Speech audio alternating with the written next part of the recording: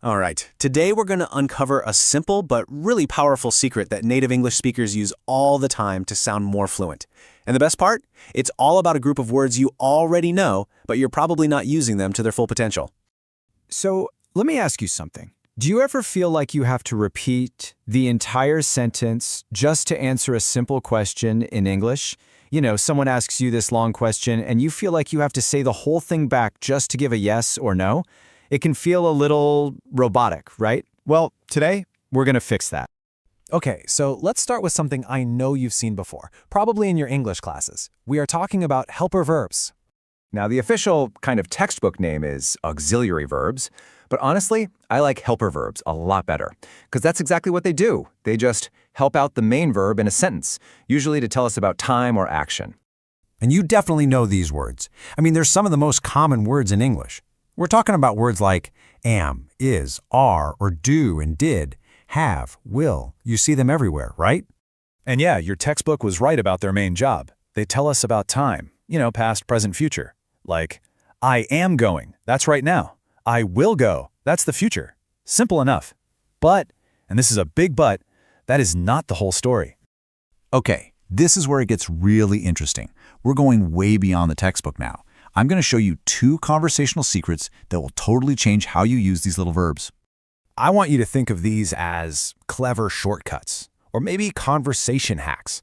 They're what native speakers use kind of instinctively to make conversations feel smoother, more natural. It's the kind of stuff you just don't pick up in a classroom. All right, let's jump into hack number 1, the art of the short answer. This is the perfect fix for that whole problem of repeating long, clunky sentences. So let's start with a super simple question, one we can all relate to. Do you like ice cream? Okay, so the textbook answer, the one that's 100% grammatically correct is, yes, I do like ice cream. But does anyone actually talk like that? Not really. The natural, fluent way to answer is just, yes, I do. See? It's so much cleaner, quicker, and just sounds, well, more human. And the rule here is just so simple, it's beautiful. You don't have to repeat the whole thing. Just grab the helper verb from the question, in this case it was do, and pop it into your answer. That's it, seriously.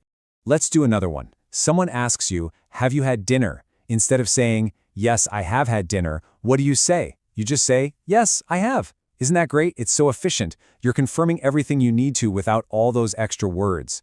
All right, you ready for the second secret? This one's a little different.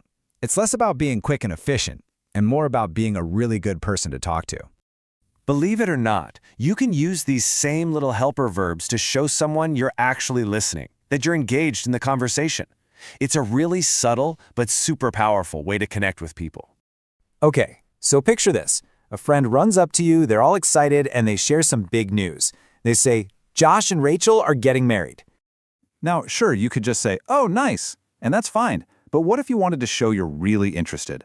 A much better response is this tiny little question, are they? All you did was take the helper verb are from what they said, flip it into a question, and boom, instant engagement. And that little question does so much. It's amazing. Are they shows you're surprised, you're interested, and most importantly, it's an invitation for them to tell you more. It basically says, wow, tell me everything. It really shows you care. Okay, so let's bring it all together. You've just learned 2 incredibly powerful but simple techniques that are going to give your conversational English a serious upgrade. Just by making these 2 little changes, I promise, you are going to immediately move away from sounding like you're reading from a textbook and start speaking much more naturally. So, what are your 2 new skills? Number 1, use helper verbs to give short, clear answers. And number 2, use those same verbs to ask small questions that show you're really listening. Simple as that. So you learned something new today, did you? See what I did there? Now it's your turn. Go out there and give it a try. Thanks for tuning in.